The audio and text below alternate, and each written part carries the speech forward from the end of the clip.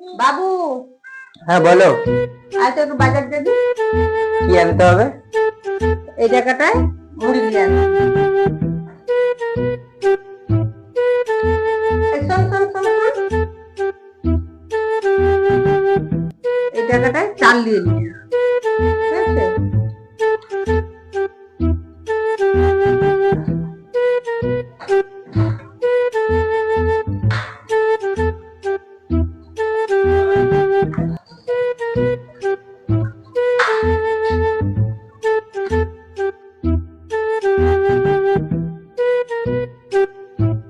মা, ও মা, কি হলো রে?